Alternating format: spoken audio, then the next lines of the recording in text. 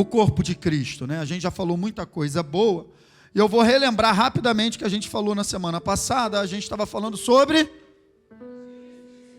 unidos cresceremos. Isso aí é a nossa realidade. Eu vou só relembrar, vou passar bem rápido. E eu falei, né, que nessa frase tem duas verdades poderosas. A igreja precisa estar unida e a igreja, como corpo de Cristo, precisa crescer. E a gente falou muita coisa. Não existe vida cristã isolada, solitária. Eu falei, a salvação é pessoal, mas não individual. Porque até para você ser salvo, você precisou de alguém pregar para você, orar por você. Alguém batizou você.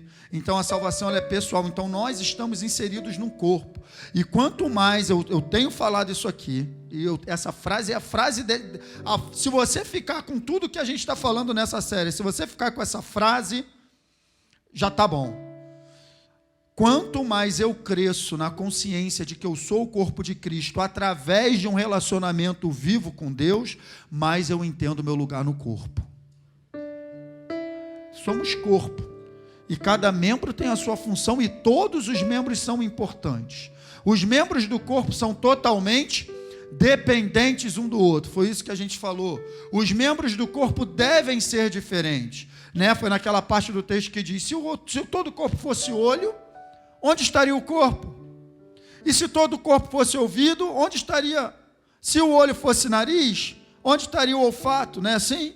Então, as nossas diferenças, que a gente ouve muito por aí, que às vezes afastam as pessoas, na verdade não. Na verdade, as nossas diferenças devem nos unir, nos aproximar, porque um completa o outro. Amém, igreja? É isso aí.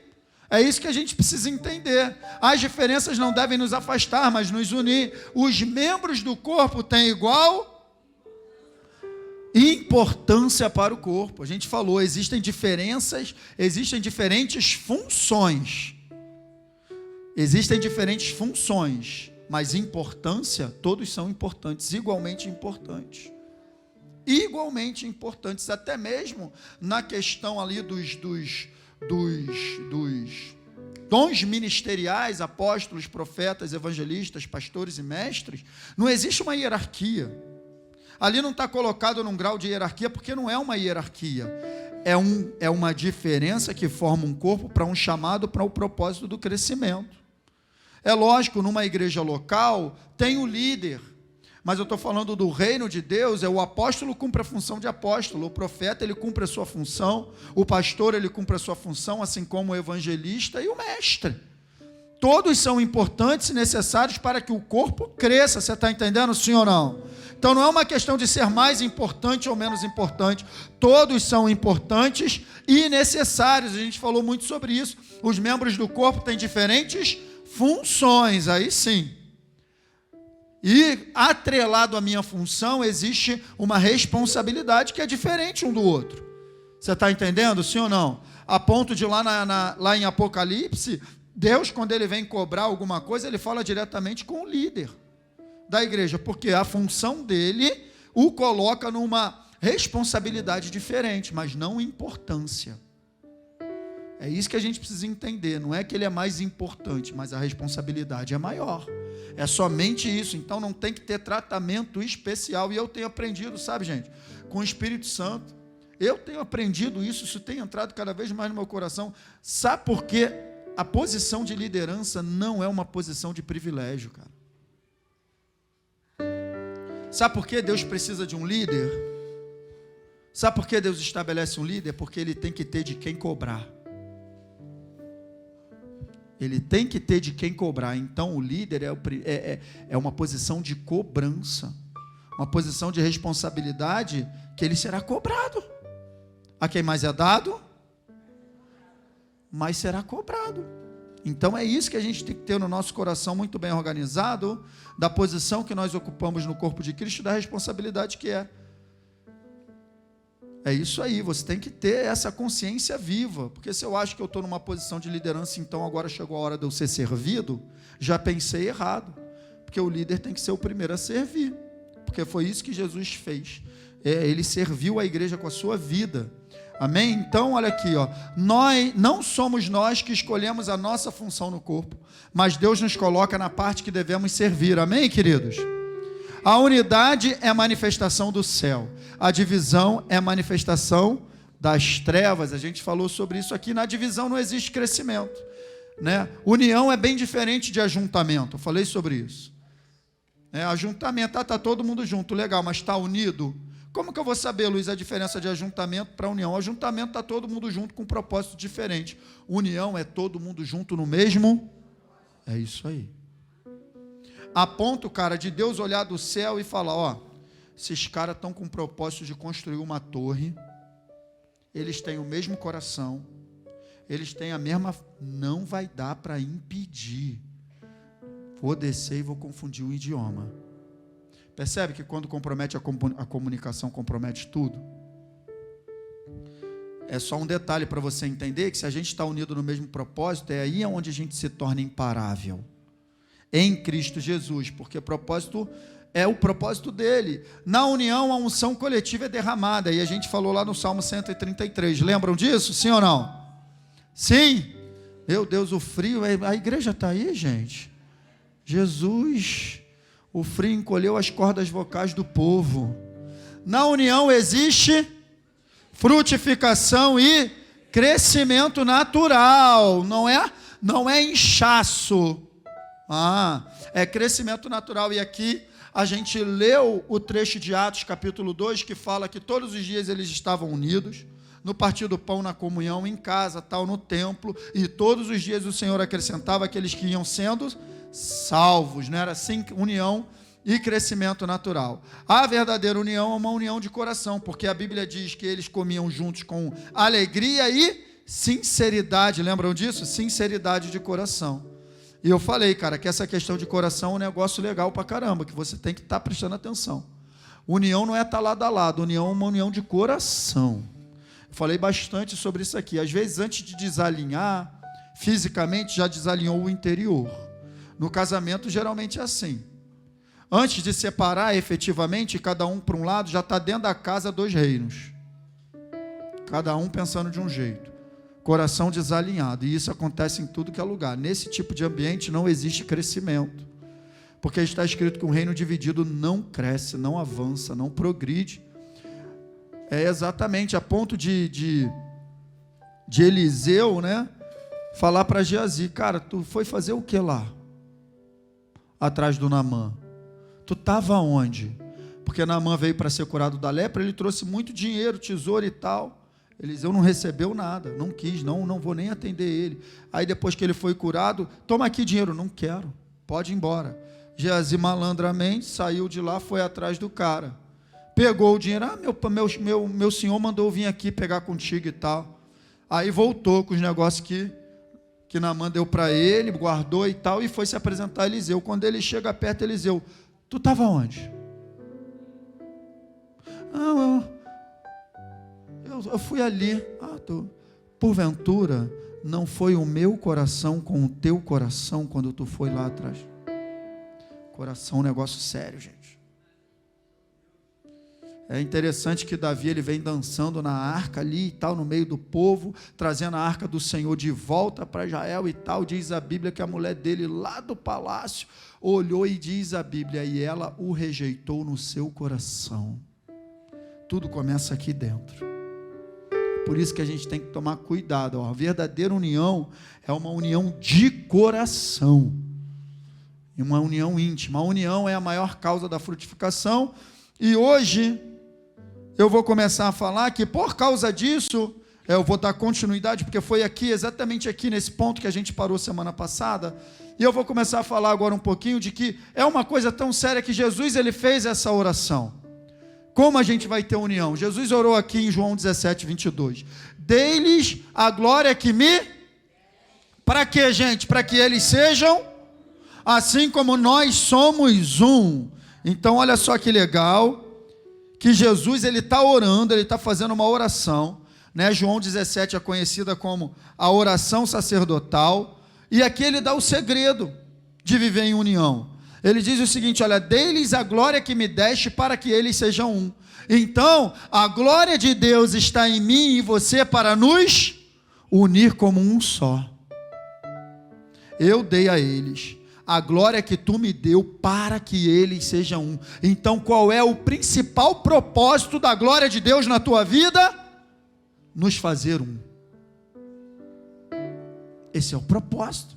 Eu botei ali, ó. O segredo de viver em união é decidir viver para a glória de Cristo que já está em nós.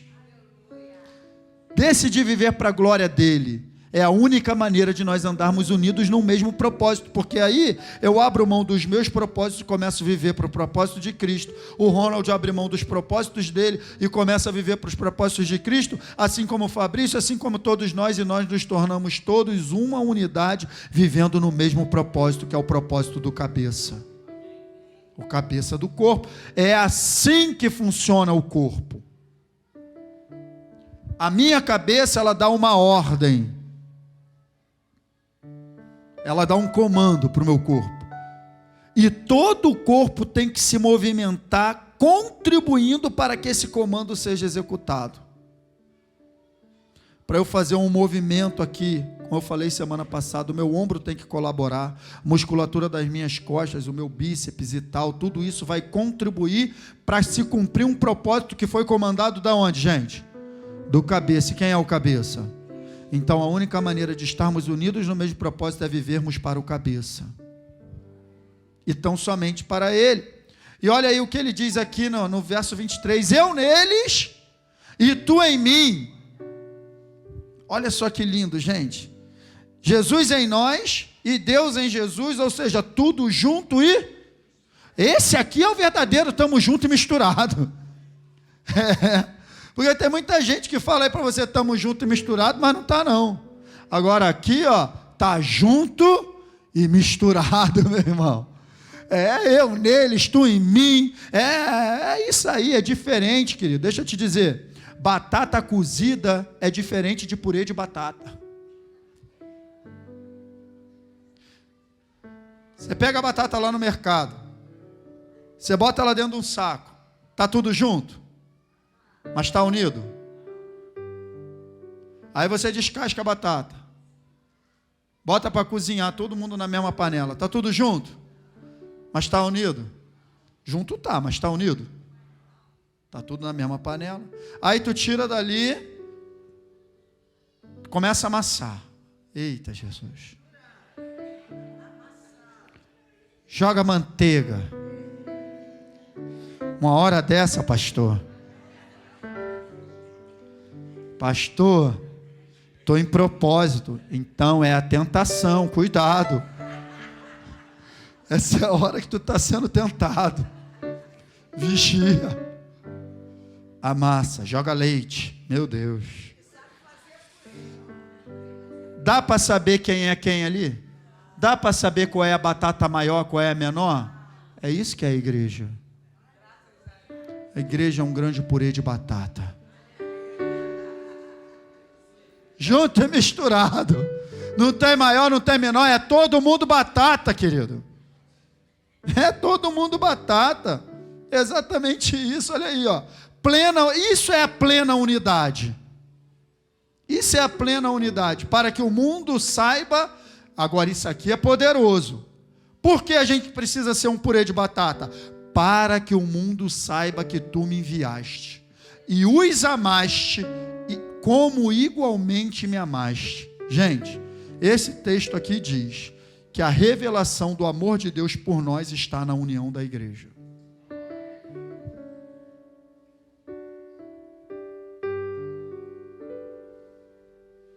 Então, é o que eu coloquei aqui, ó. A plena união dos membros do corpo é o maior testemunho de Cristo que podemos dar, para que o mundo saiba que tu me enviou. Então, qual é o maior testemunho de Cristo que eu e você podemos dar? É pregar? É abrir a boca? É viver em união conosco aqui, ó, nós com nossos irmãos. Porque se o povo lá de fora olha e vê a igreja, cara, vai vir fazer o que aqui dentro? Então, o maior testemunho de Cristo que você dá não é com a tua boca, é com a tua vida. É você, cara, permitir que o Espírito Santo realmente te transforme, porque para virar purê tem que ser um pouquinho amassado. Sim ou não, gente? faz parte do processo, mas vai contribuir para o teu crescimento. Unidos, cresceremos. Amém? Unidos cresceremos, queridos. É exatamente isso. Agora, eu tenho uma pergunta para te fazer. É fácil viver em união? Já falei aqui, tem imperfeição na minha vida e na tua vida o suficiente para a gente se estranhar. Tem imperfeição em mim e em você suficiente para dar choque. Mas o problema não é a crise, não é o choque. O problema é como eu me comporto na hora da crise. Eu estou disposto realmente a vencer ou eu quero só ter razão? Quando eu vou conversar, eu quero provar que eu estou certo ou eu quero resolver o problema? E aí a gente poderia falar diversas coisas aqui a respeito de relacionamento. Mas aí é possível? É possível? É possível, porque Cristo falou que é possível e mais do que possível, é um dever. Estamos debaixo da lei do amor e debaixo da lei do amor a gente consegue viver em união. E aí eu vou começar a falar agora sobre alguns impedimentos. O maior impedimento à vida em comunidade são os interesses individuais. Lembra que eu falei aqui que viver para a glória de Cristo é o segredo de você viver em unidade, sim ou não? Então viver para a glória de Cristo, viver para o motivo dele, automaticamente eu tenho que abrir mão do meu motivo. Então qual é o maior impedimento à vida em comunidade? O maior impedimento é quando eu coloco o meu interesse pessoal acima do meu irmão que está do meu lado. Não tem como, porque aí vira guerra de vaidade. Aí não vai dar certo. Não vai funcionar ali. É o maior impedimento. Então, se nós estivermos aqui, como diz aqui Atos 17, porque nele vivemos, nos movemos e existimos, e também somos descendência dele. Se nós estivermos nele, nos movendo, vivendo e existindo, não tem como não viver em unidade, porque foi o que ele falou em João 17, eu neles. Então se a gente está em Cristo, é possível, perfeitamente possível. É lógico que eu vou ter que abrir mão dos meus interesses individuais, pessoais, mas isso também faz parte do aperfeiçoamento, porque eu e você estamos sendo aperfeiçoados. Eu e você. Então as dificuldades que nós enfrentamos, que não vêm para nos matar, mas vêm para nos aperfeiçoar e nos fazer cada um melhor, como está lá em Provérbios. Assim como ferro afia o ferro, assim o irmão também, ele aperfeiçoou o seu companheiro. E assim a gente vai vivendo a vida. Então, a unidade acontece quando todos nos harmonizamos com Cristo e com os interesses. Aí sim. Qual é o propósito de tudo isso que a gente faz, queridos? Aqui, como igreja, vamos lá, vamos falar de Peniel aqui, da gente. Tem um ministério de louvor, tem ali a mídia, ali está o Lucas ali trabalhando, está o Rafael, está ali o Fabinho na câmera, né? O pessoal já cantou, agora está sentado, daqui a pouco vai cantar de novo, tem gente aqui atrás dando aula. Qual o propósito disso tudo? Que unidade é essa? Vidas, edificar vidas, ganhar almas, avançar com o reino de Deus sobre a face da terra. Quando a gente, todo mundo trabalha com um propósito comum, acabou o problema. Cada um está lá cumprindo a sua função, e quem está lá não quer estar aqui, e quem está aqui não precisa estar lá. Não tem isso, porque cada um está dentro do seu quadrado, cumprindo a sua função para o propósito dele. Mas isso está diretamente relacionado e associado àquilo que eu estou falando todo domingo, através de um relacionamento vivo com a pessoa de Deus. Quando eu cresço na consciência de que eu sou corpo de Cristo, eu entendo o meu papel no corpo. Tudo isso através de um relacionamento vivo com Ele, Ele vai nos revelando. E é isso aqui, por isso, ser cheio da palavra e do Espírito Santo é a receita infalível para a vida em unidade. Porque a palavra, se você é cheio da palavra e você é cheio do Espírito, como é que você não vai conseguir viver em unidade? Porque é o que eu falei, e só se é cheio da palavra e cheio do Espírito, através de um relacionamento vivo com a pessoa de Deus. Não, e a gente tem que tomar um cuidado muito sério, hein? Que é a gente fazer das disciplinas espirituais o nosso mérito.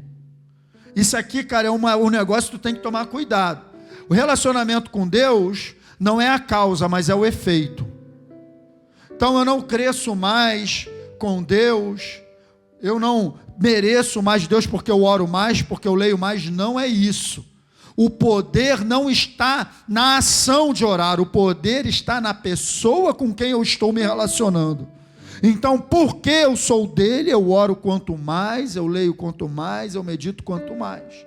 Para que a gente não inverta as coisas e comece a transformar as nossas disciplinas espirituais no nosso mérito. Não é isso, mas é fazer do nosso momento de comunhão com Deus um relacionamento vivo com a pessoa dele. Ele é uma pessoa, ele se relaciona conosco. Então é isso, é cheio da palavra do Espírito. Agora, quando o interesse pessoal entra, ou um pensamento maligno, aí é que acontece um problema. Foi exatamente o que aconteceu aqui, em Mateus 16. Então Pedro chamou a parte e começou, imagina, queridos, Pedro repreendendo Jesus. Foi o que aconteceu. Por quê? Você vai entender por quê. Começou a repreender, nunca, Senhor, isso não te acontecerá. Jesus estava batendo um papo com os discípulos ali, e dizendo tudo o que iria acontecer. Olha, eu vou para lá, eu vou ser preso e tal, não sei o que, é necessário e tal. Pedro, não. Agora, por quê? Era o propósito de Cristo, sim ou não? Era sim ou não, igreja? Ir para a cruz, era sim ou não? Lógico que era. Pedro se levantou contra o propósito. Porque o interesse dele, pessoal, era que Jesus não morresse. Está entendendo? Quando o interesse pessoal entra, o propósito fica de lado. É isso que aconteceu. Aí, Jesus, percebendo o problema, mandou logo. Não deu nem brecha. Jesus virou-se e disse a Pedro: para trás de mim, Satanás. Você é uma pedra de tropeço para mim. Olha onde estava o problema. E não pensa nas coisas, mas nas coisas. Pedro, você está colocando o seu propósito pessoal à frente do propósito de Deus. Você está pensando nas coisas dos homens. Você não está pensando nas coisas de Deus. Então, quando a gente começa a pensar nas coisas dos homens, a unidade começa a ser rompida, porque a gente abre mão do propósito principal, que são as coisas de Deus. Você percebe? Então, Pedro, ele estava sofrendo uma influência na sua maneira de pensar. Porque é assim que Satanás trabalha na minha e na tua vida. Ele trabalha no campo de batalha da mente. Ele muitas vezes não pode fazer você pegar muita coisa. Ele não pode pegar o Fabrício pela gravata e pegar o Fabrício pela gravata e ir lá fazer o Fabrício cometer um ato de loucura. Mas ele pode sugerir, todo dia, para o Fabrício. Todo dia ele faz uma sugestão. Aí se você não identifica, você dá vazão àquele pensamento. Amanhã tu está pensando de novo. Amanhã tu pensa de novo. Aí tu se permite pensar mais um pouquinho. Daqui a um mês tu está praticando. Porque é isso que ele faz. Ele não te pega na gravata, mas ele sugere. Foi o que ele fez com Pedro. E Jesus identificou: para trás de mim, Satanás. Porque você não pensa. Então Jesus estava falando: Pedro, Satanás está influenciando a tua mente. Jesus falou direto com Satanás, não falou nem com Pedro. Jesus foi direto no ponto. Amém, queridos? Então é exatamente isso aí. Vamos continuar.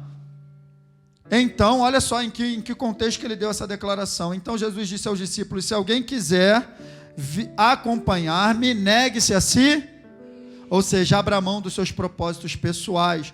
Queridos, eu não estou falando para você abrir mão da sua vida, não. Estou falando aqui, tem muito isso dentro da igreja. Estou falando aqui no trabalho. Eu estou trabalhando para quê? Eu estou fazendo para quê? Para o propósito de Deus ser cumprido. Então não importa se vai ser eu, se vai ser o irmão, se ele pegou, se ele fez, se ele ajudou, se foi ela. Queridos, o propósito é o propósito de Deus, amém? E graças a Deus eu tenho visto isso aqui na igreja. Tenho visto as pessoas trabalhando com alegria. Tenho visto cada um cumprindo o seu propósito. Sabe, tenho visto as pessoas alegres, sem disputa, sem vaidade. Eu tenho visto isso aqui. Eu posso falar da nossa igreja, porque eu tenho visto. As pessoas abrindo a porta com alegria, outros trabalhando aqui atrás. Cada um muito consciente do seu chamado. Glória a Deus. Glória a Deus por isso. É isso aí. Então a gente chega à conclusão que eu nunca vou viver em unidade com outras pessoas se não estiver disposto a abrir mão dos meus interesses e motivos pessoais. A divisão é fruto de uma maneira errada de pensar. E é isso que é a carne.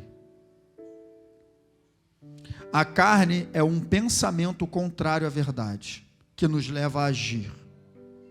E aí você vai aprender isso no devocional que começa amanhã. antes das obras da carne, escute, lá em Gálatas 5, capítulo 5, lá em Gálatas capítulo 5, do verso 19 ao 21, ele fala das obras da carne. Mas antes da carne se tornar obras, ela tem uma mentalidade, que está lá em Romanos 8. A mentalidade da carne é contrária à mentalidade do Espírito. Então a carne é uma maneira de pensar, que acaba se tornando uma maneira de agir.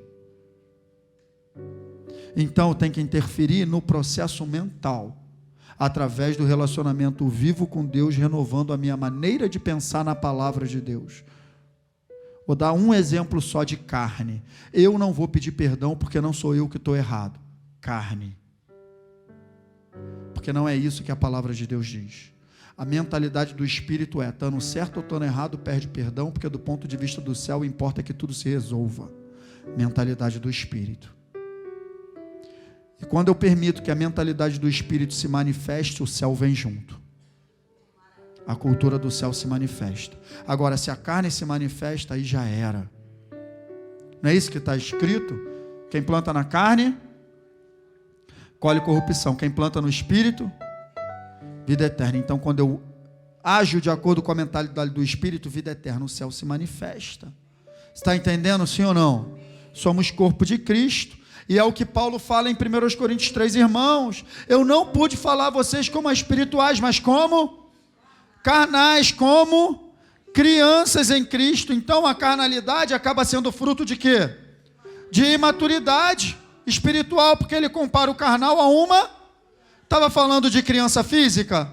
Não, porque era todo mundo adulto. Estava falando, vocês não amadureceram, por isso são carnais.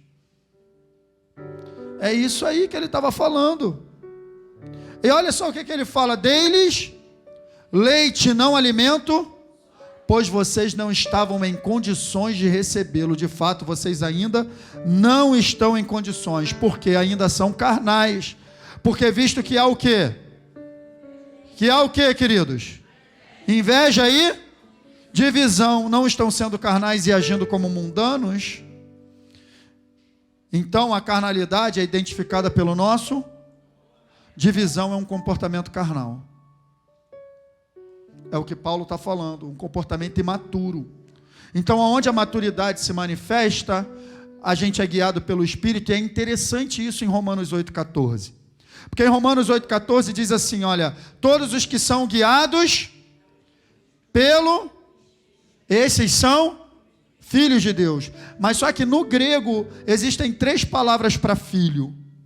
Cada uma indicando cada fase da vida, criança, adolescência e adulto. A palavra que está em Romanos 8,14 é ruios, filhos na maturidade, filhos adultos. Então só tem condição de eu ser guiado pelo Espírito se eu amadurecer. Na infantilidade, na carnalidade, na meninice, cara, eu nunca vou ser guiado pelo Espírito. Não pelo Espírito de Deus, posso ser guiado por outro Espírito. Você está entendendo, sim ou não? Nós, unidos cresceremos. Essa é a nossa necessidade. E aqui, ó, eu não vou entrar nisso hoje não, já são 11h30. Semana que vem eu continuo, amém, queridos? É isso. Precisamos entender essa necessidade, queridos. Nossa, como corpo de Cristo. E semana que vem eu vou só deixar aqui o tema, eu vou falar sobre isso aqui, olha. A cooperação mútua. Semana que vem não, né? Que semana que vem é a festividade, não é isso? Na outra semana eu vou falar sobre isso, a cooperação mútua para o crescimento. Porque não tem como crescer se todo mundo não cooperar. E a gente vai entender a necessidade dessa cooperação. Você foi chamado não só para receber, mas também para dar. Foi falado aqui pelo pastor Ronald, um coração doador. É isso, esse é o plano de Deus para mim e para a tua vida, que nós tenhamos corações doadores. E eu posso doar o meu trabalho, eu posso doar a minha vida. Você não foi chamado só para estar sentado na posição de receber. Tem alguma coisa aqui que você pode fazer para ajudar. Temos diversos departamentos, diversos setores. Precisamos de pessoas para trabalhar. Então se lance a isso.